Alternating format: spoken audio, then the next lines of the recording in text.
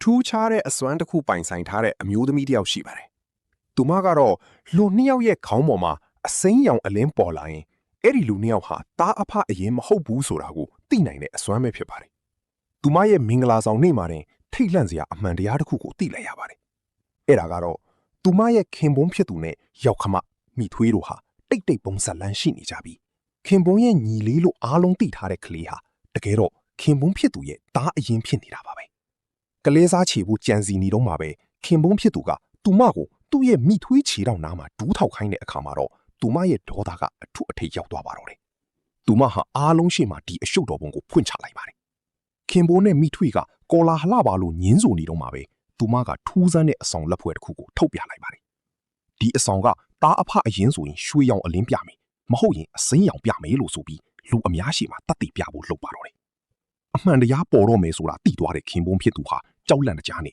ဒါဟာမိထွေးကသူ့ကိုမြှူဆွဲခဲ့လို့ဒီကလေးရလာတာပါလို့ဝန်ခံလိုက်ရပါတယ်။ဒါပေမဲ့အဲ့ဒီအချိန်မှာပဲအဆောင်လက်ဖွဲ့ကနေအစိမ်းရောင်အလင်းထွက်ပေါ်လာခဲ့ပါတယ်။အထိပ္ပယ်ကတော့ဒီကလေးဟာခင်ပွန်းဖြစ်သူရဲ့သားအရင်မဟုတ်ပြန်ပါဘူး။မိထွေးဖြစ်သူဟာခင်ပွန်းကိုပါထပ်ပြီးတစ္ဆာဖောက်ထားတယ်ဆိုတာပေါ်သွားတဲ့အခါမှာတော့